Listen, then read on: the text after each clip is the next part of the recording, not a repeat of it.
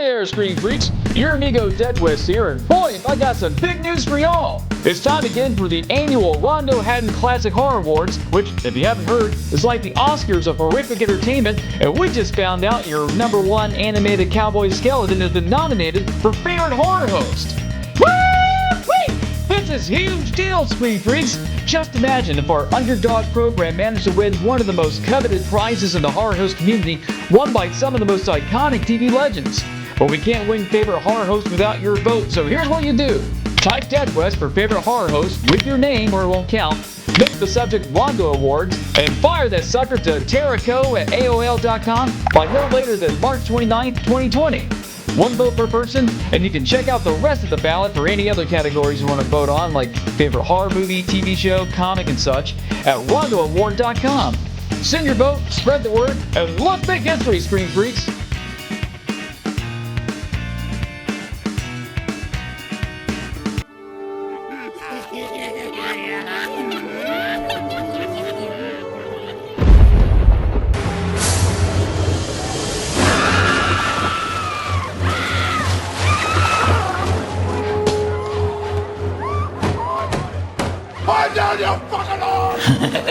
This is some pretty freaky stuff, man. Who would ever guess corn was so evil? It's deadlier than dropping your vibrator in the tub. They weren't kidding. This guy's act is shit. This horror host thing's gonna be a lot easier than I thought if this is the best across lands has.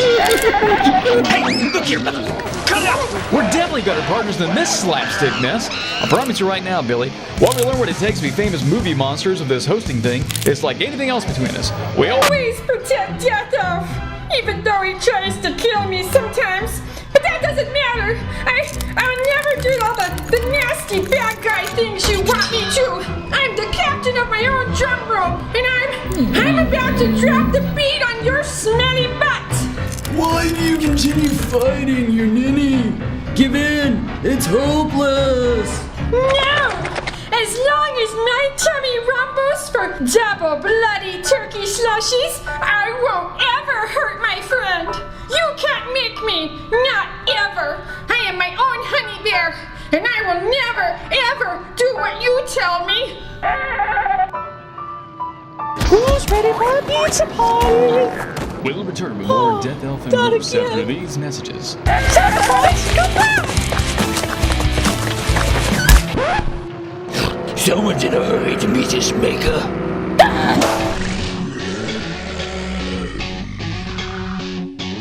I can't watch much more of this. It's not scary, it's just shit. Paper mache and painted laser rays. Dumbass monsters made of clay. If you want to scream, come scream with me. Scream, soup, scream, soup. If you want to scream, come scream with me. Scream, soup, screaming soup. What the hell is this supposed to be? Action, romance, or sci-fi comedy? I just don't have fucking time for this shit. Bring on the blood and show me the tits. If you wanna scream, come scream with me. Scream, soup, screaming soup. If you wanna scream, come scream with me.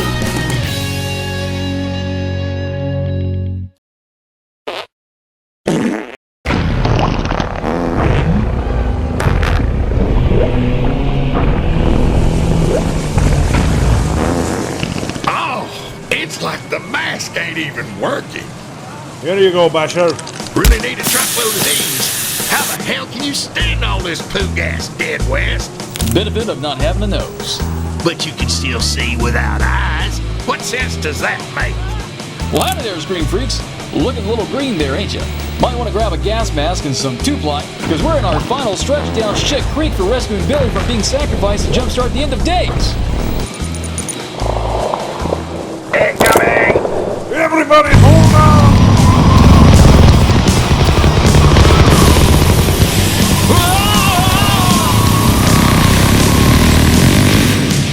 Putrid! Polecats, tell me we don't have to come back this way! Patience? Look out! That's gonna stay. Ugh, I hope someone's got a big mop. Boner. It can't be. It fires from your bum like a bullet from a gun. Diarrhea. Diarrhea. When you're running down the hall and something splatters on the wall. Diarrhea. Diarrhea.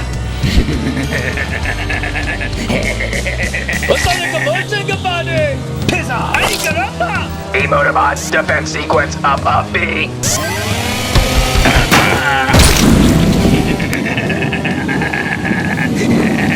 Back to our unfinished business. An eternity as a dung beetle ain't so bad, you know.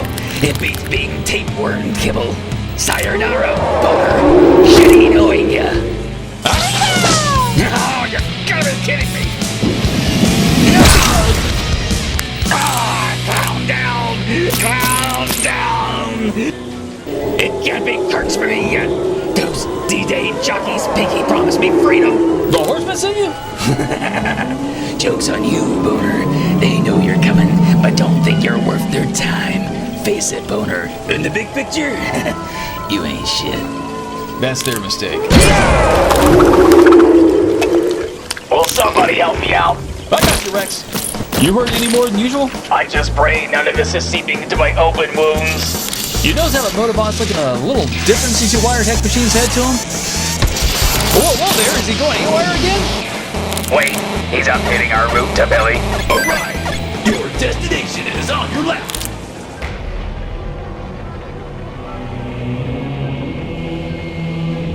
Billy's in there? Through it, technically. He's just on the other side. Brain Batcher, you up for this? Let's see how they like us wrecking their house. You? I was paid to bring you here, Chief. But Eddie here for taking you back.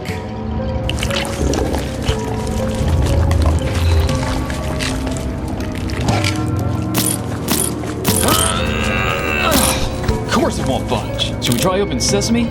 Let's blast our way in. Androl, I wanted attention. We may as well give up now then. What the fuck? Of course, Heck Machine has access as an instrument of hell. Well, let's move.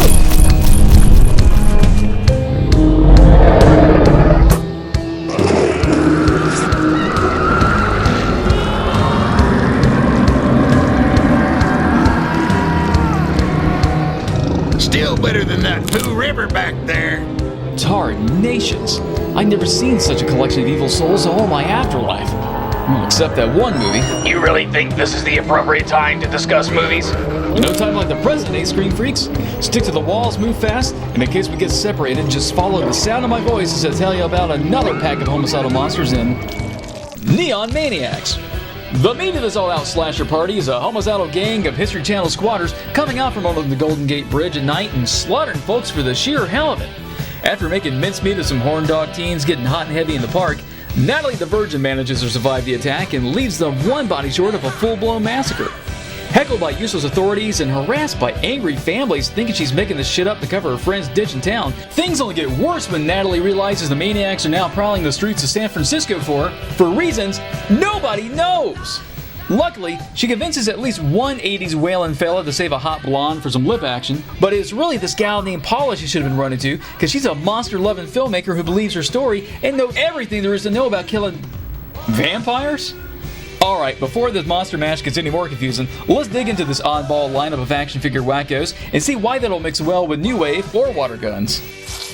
Believe it or not, Screen Freaks, but while the Maniacs look like a sweet bunch of toyetic mutants on parade, they're actually the biggest sours in this strange flick. The most obvious thing I gotta start with is the title. It don't make a lick of sense! Neon Maniacs? Besides a few street signs and decorations at a gymnasium concert, there's barely any neon in this thing. So how the fuck does it work into these guys' name? It's not like they're glowing or hang out somewhere with a neon sign out front. And Maniacs?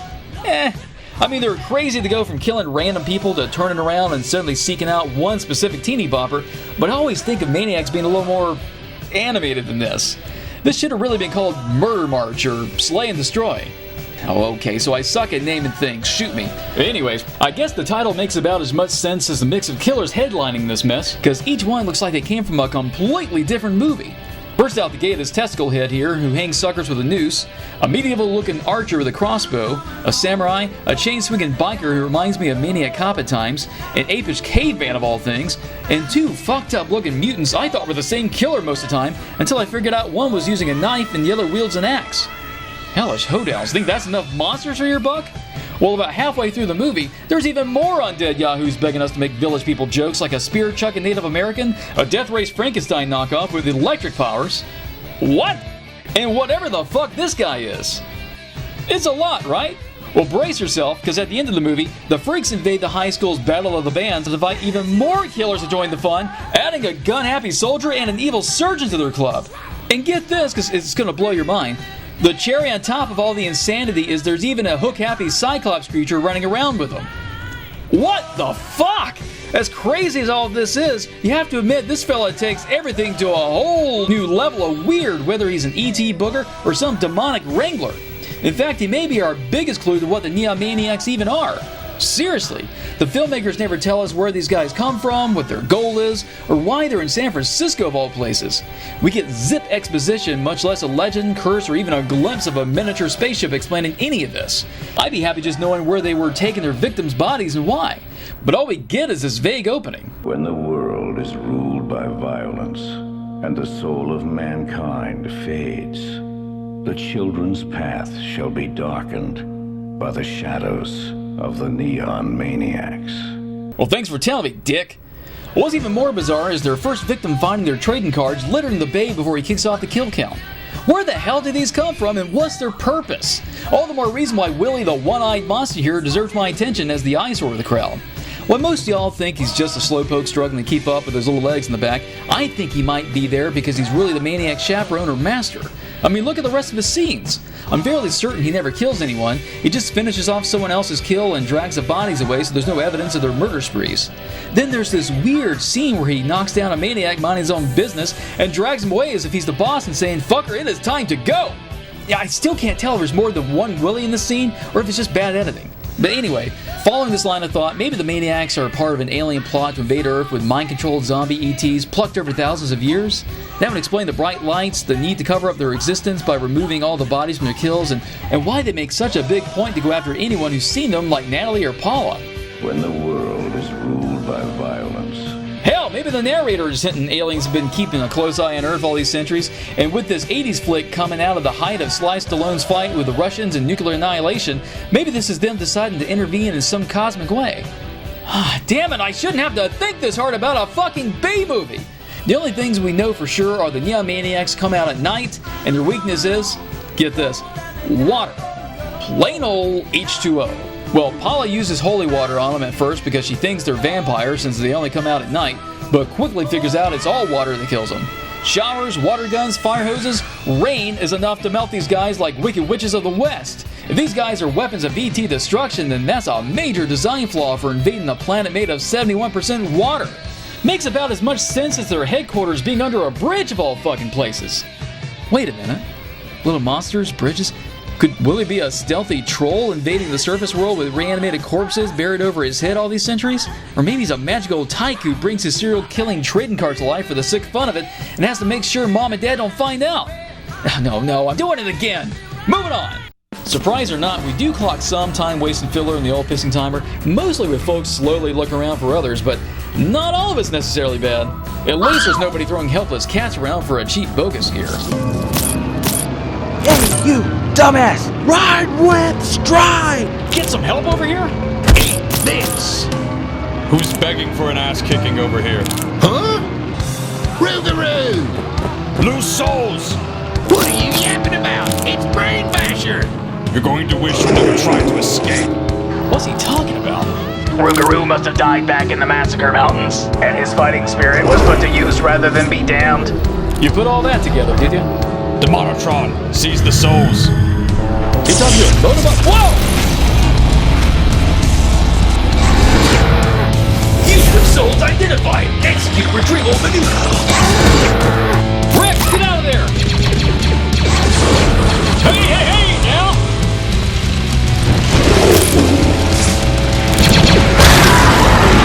Fuck! Let's get... Ain't never been a fight I walked away from yet. sure as hell won't be one now. Stupid. With everything falling apart around us, how about we wrap up that review, Scream Freaks, so we don't completely spend our final moments on a down note? As long-winded as the sours were, come as no surprise, the sweets are a pretty short list. While the Neon Maniacs look cool and help make the flick memorable, their lack of character leaves a burden on our gang of heroes to give this thing any personality.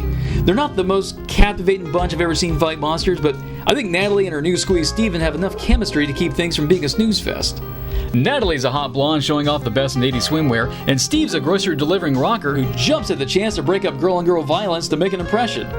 Putrid polecats, him being in high school is about as hard to swallow as a cast from Grease.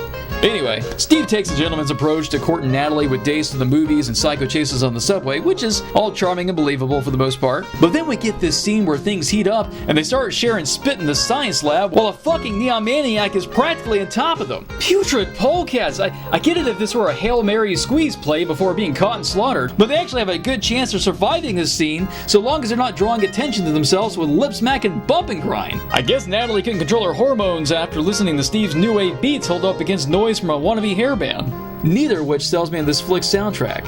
At least this Battle of the Band scene doubles as a costume party with some pretty impressive outfits, I gotta say. Just check out Mr. Miracle and Chewie. These elaborate get-ups give the Maniacs a perfect cover for infiltrating the school, but turns out to be a bad move because Paula has told everyone their weakness is water and she's packing some serious H2O for their asses. I gotta give Paula props for what she brings to this thing. I mean, she looks like a little full-grown woman playing a Spielberg youngin' in a play, but she totally pulls it off with the acting and adds another charming layer this movie needs with her adventure-seeking spirit and love for all things scary. I only wish her story overlapped with Natalie's better, and they could have developed more of a friendship since all of Natalie's friends were killed in the first 15 minutes. And just for shits and giggles, this is my favorite scene in this disaster piece. This your bike, kid? Yes, sir. Well, you shouldn't ought to leave it laying around. Somebody might steal it. Or break it. Rushing to the kill count, Neon Maniac stacks up a total of 15 plus bodies, with every Maniac getting a turn sending limbs and body parts flying in every which direction. My favorite of the bunch has gotta be when the samurai interrupts an intimate blowjob. Rude. Now I'm counting 15 plus because Craven knows how many costume high schoolers are mowed down and Maniacs melted, and there's an additional 10 dead pigeons on top of that. And while the filmmakers fail at writing interesting monsters, they at least have enough sense to throw a pair of knockers in here for a little distraction from those shortcomings. Let's nuke the ingredients of this flick and see what it rates.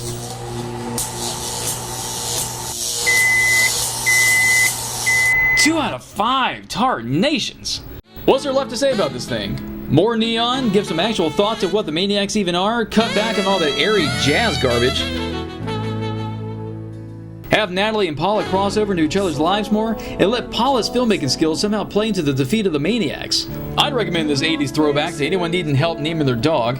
You named your dog Dog? See, I thought about Cat, but... Cops needing to laugh at how these filmmakers know nothing about police procedures, and Wishmaster fans who want to see Andrew Divoff in his first horror movie role as a sinister surgeon.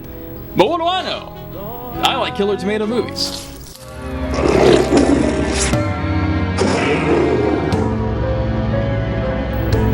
I knew what I was getting into when I friended that little goat, but sometimes I just really regret it. Deadwest, you found me! Oh no, that's playing dirty. Didn't have to dig too deep to know Mexican Dracula's Jordan voice would be a personal hell for me. So go on, do your worst, you coal-munching bastards! Who are you talking to, amigo? If it were a two-headed rattlesnake, Mexican Dracula? You died too? No, senor. Some of these demons found me in that snot spiderweb I was stuck in and threw me in here. It's been horrible, Deadwest. They deny me blood, yank my fangs out every time they grow back, and then the horsemen torture me wanting to know what we're doing here. You're the reason we lost our one and only advantage of surprise? Bloody booger, buzzkill, rude, all because you blabbed your fingal-tooth face off? Don't talk to him that way. Mind your business, we're talking here. You don't know what he's been through. Their methods of torture is enough to break even the strongest soul, much less someone as weak as your friend here. I'm surprised he's lasted as long as he has. Look, I ain't about to get caught up in your zoo of the damned drama. I've got bigger problems with the head honchos around here. You're fighting the old ones? You must set me free. I'll help you. Well, hold your horses. I ain't so much fighting them as much as saving my friend from being sacrificed to them. The beast of the apocalypse. They are mere moments from completing the ritual. You must get me out. Just who the side saddle and sizzler are you anyway? I am Victress, last of the surviving strike angels sent here to stop the old ones from being released and laying waste to the crosslands. We can trust her, amigo. She's the only one who hasn't called me dirty names down here. Alright, stand back. You know where we need to go? Yes. Follow me. Your guess is as good as mine for what happens next, Scream Freaks. Just gotta keep our heads above water and keep fighting at this point. Like we have a choice. Besides the end of everything we know, how much worse can it get? I'll see you later, Scream Freaks.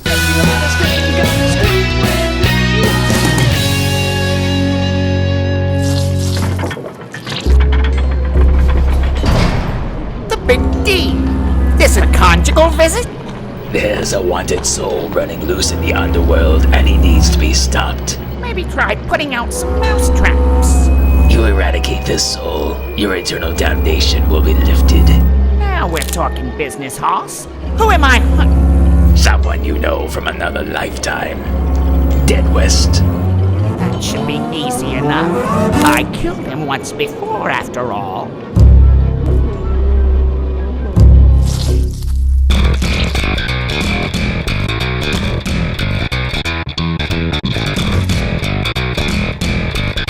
Well, howdy there, Scream Freaks. Well, thank you kindly for watching, and help yourself to more servings of Screaming Soup by visiting our site at screamingsoup.com. You can read our weekly updates, character bios, and interviews, catch up on past episodes, browse our store, and drool over the howling hottie of the week. If you want to scream at us, just holler at screamingsoup@gmail.com, and don't forget to stalk us through social media, conveniently linked at the top of the site.